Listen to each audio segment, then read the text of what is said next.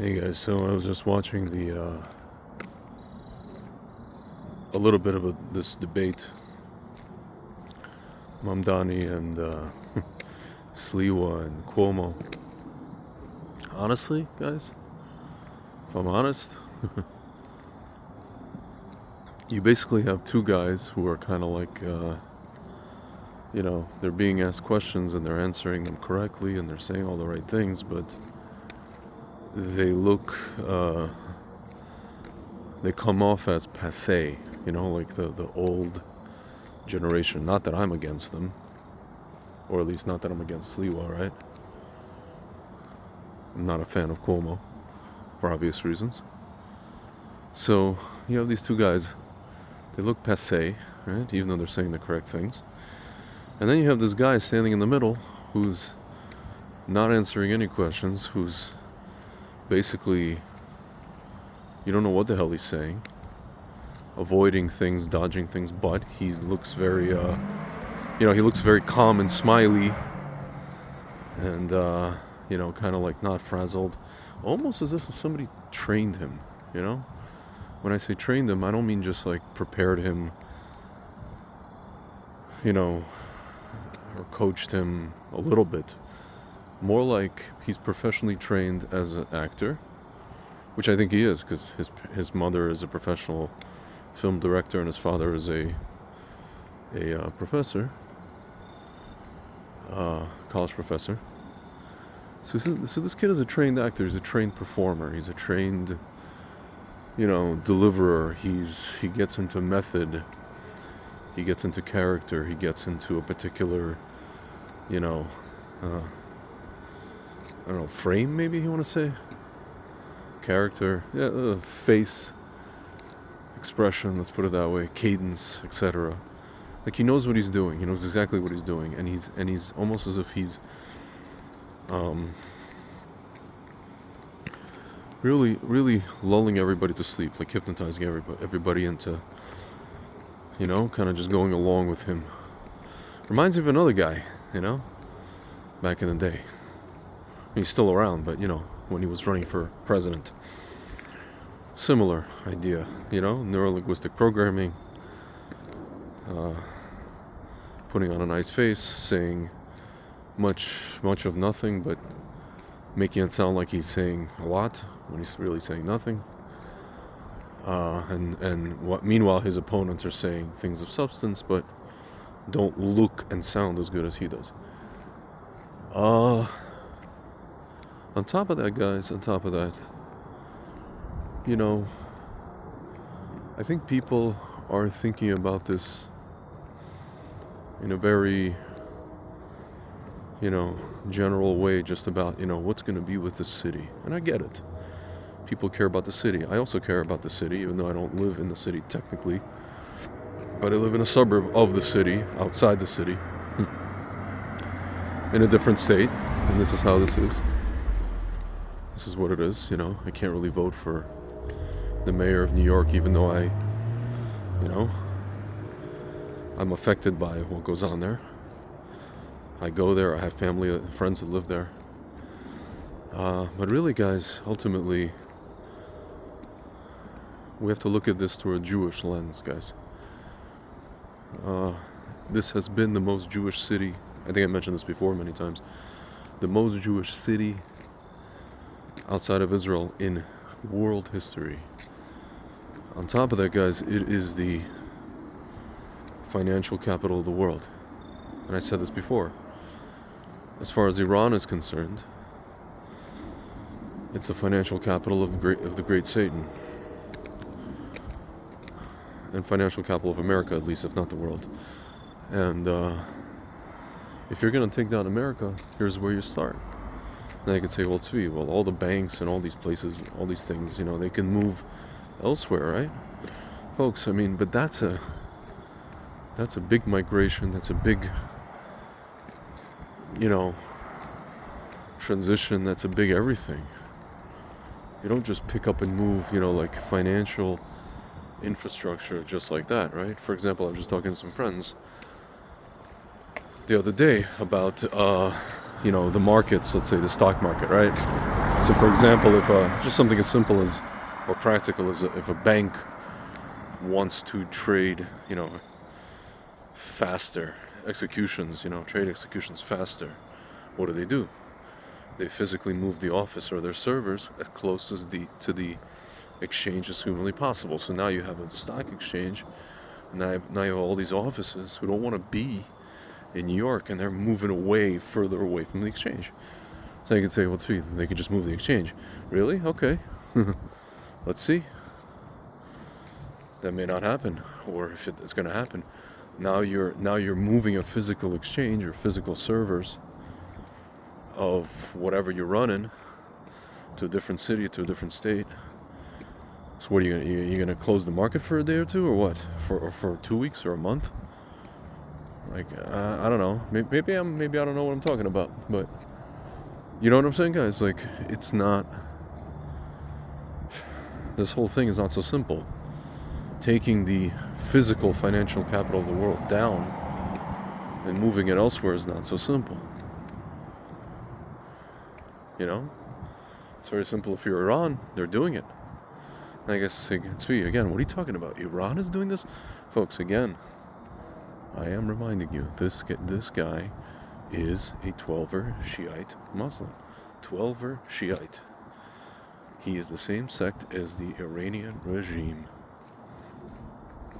I mentioned to you before, he cannot condemn Hamas. He cannot condemn Hezbollah. He cannot condemn any of these people. Why? Because they're proxies of Iran. Got some crazy people driving around here. Anyway, they're proxies of Iran. Why would he condemn proxies of Iran? He wouldn't. He wouldn't condemn his own. Proxies of his own. Wouldn't do it. So, my friends, I must say the only positive thing, and a few friends of mine said it many times over the last few days, the only positive thing about the prospect of Mamdani becoming mayor is possibly, maybe, Jews, assimilated Jews in New York, maybe even outside New York, will wake up and start to, come back to themselves.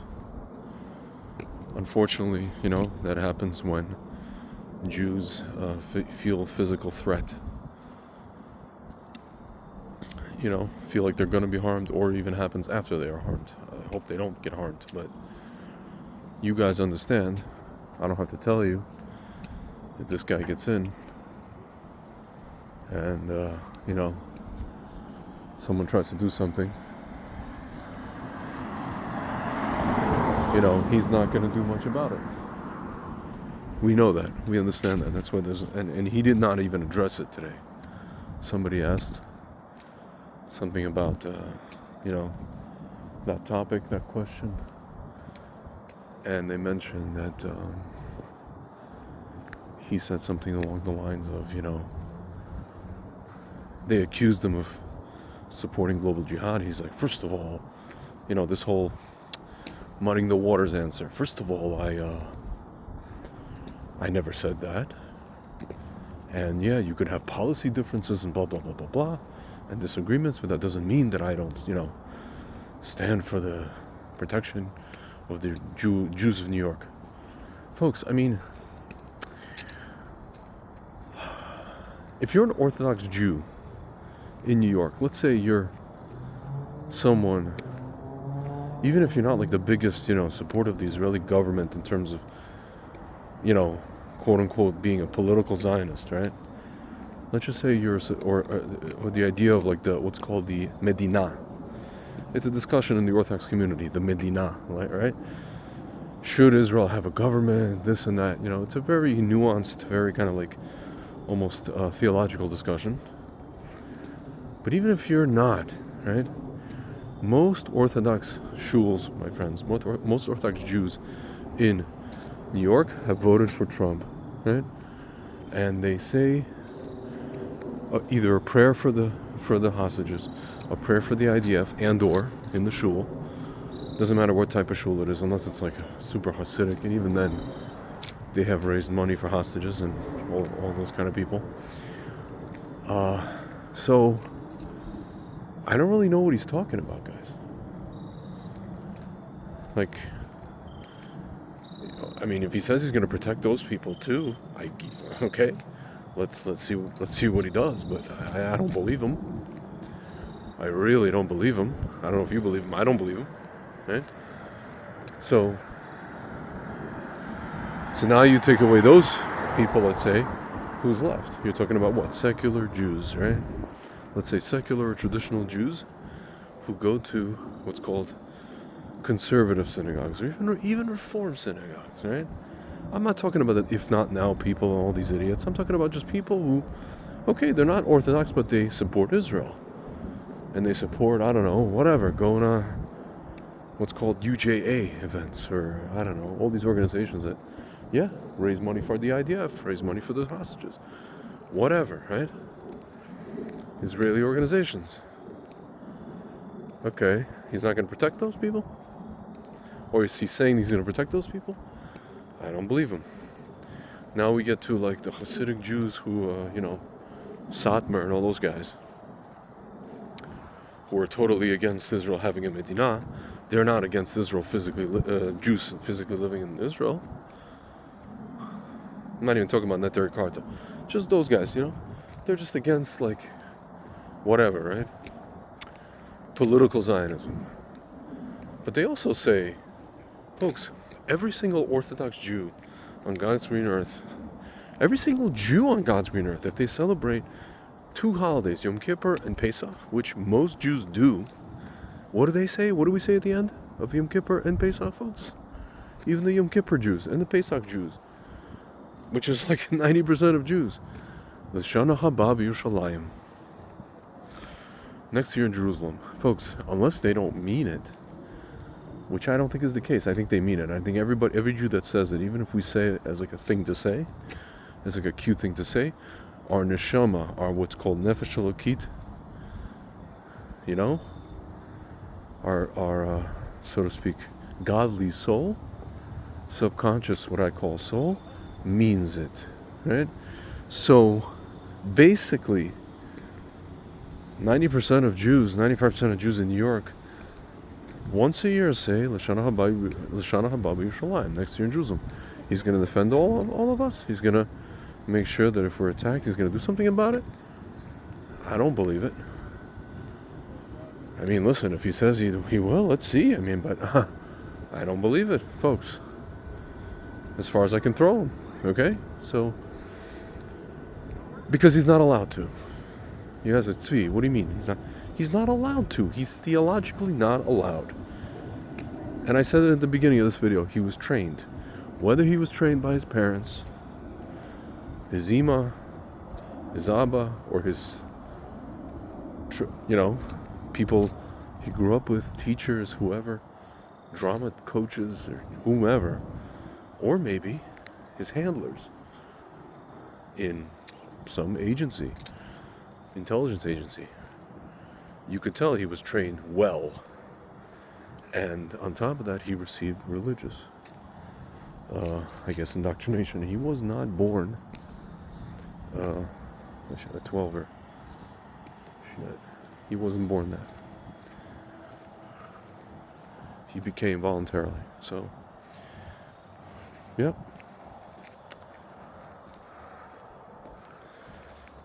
So guys, we have to look at this through a Jewish lens and understand, just like in many other moments in Jewish history, the places that we thought were super Jewish. What was it? Berlin, New Jerusalem, Berlin, Spain, Poland, Russia, Belarus, Ukraine, France, where else? There are tons of other places, guys. England, previously, in previous generations. Tons of places in North Africa. Baghdad, super Jewish, was. we all thought, oh, these places are strongholds. Damascus, Aleppo. Oh my God, are you kidding me? We all thought, these are our places. We are integral parts of these societies. New York has been the pinnacle of that. If you look at history, the trajectory of Jewish history in the diaspora. And guys, everything has its time. We have to just accept it. And honestly, the difference between all those times that I mentioned and today, and even with all its flaws, even with everything that we see that's going on with the government and all this stuff, we have the land of Israel. We have the land of Israel. We have a country called Israel. Not that I'm the biggest fan of the government, but we have a country called Israel that is building and growing and continues and will continue, and more, it has more kids than any other country in the what's called the developed world, the OECD world. We're starting to outpace our rate. Actually, believe it or not, it's starting to outpace the Arabs. It is. And Baruch Hashem. And despite everything you see in the media and all the stuff, Rav Kook said, guys, Rav Avram Yitzhak Cohen Cook said, our problems, our foibles, our troubles are great because our consolations are even greater. Our rewards are even greater, than our problems. So now we look at the media and we say, look at all these problems we got. We got this, our government that gives away orcs for, thousands of orcs for tens of hostages, some dead, some alive. The dead ones we didn't even get back yet. 2 of them we got back. Whatever, you know the whole story, right? And we have this, we're allowing Witkoff and Kushner and this and Turkey and horrible. Folks, meanwhile, the land is being built up more and more. We just had another vote on Judea and Samaria. It's so much is even in the conversation, right? Which is, to me, it's absolutely incredible. More and more vineyards and wineries than ever before in Israel, fulfilling prophecy, literally fulfilling prophecy, actual prophecy, proving the Tanakh to be a real thing, not just fables. You're living in a fable, if anything. Yeah, guys. So the reality on the ground doesn't really, I don't want to say it doesn't match with what we see in the media, but the media it's not going to report positive growth, which is more exponential than negative things that transpire, right? Positive growth is positive growth, and it's steady, and it's, like Rabbi Kessin says, it is the Geulah, it is part of the redemption, and it is unstoppable, and it is irrevocable. And by the way, guys, as uncomfortable as this sounds, the possible, and yes, probably short-term wise, horrific election of Zora Mamdani as the mayor of New York is part of the unstoppable and irrevocable Geulah, as much as I would not like to see it. So yeah, guys, you got this trained guy, very trained. Again, whoever trained him, Mr. Smiley, I like to call him, Captain Smiley, standing there, not saying a lot, meaning not saying anything of substance, a whole lot of substance. 2 guys to the left, 1 guy to the left, 1 guy to his right, saying substantive and real things, correct things, but they sound, they sound like those 2 guys in the Muppets, those old guys in the gallery, up in the load, whoop-de-doo, exciting, right? As much as I'm a fan of Curtis Lewa, believe me, I am, but Hey.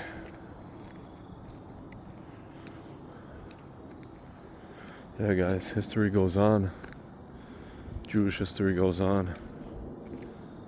We go on. Our foibles are great, but our consolations are even greater.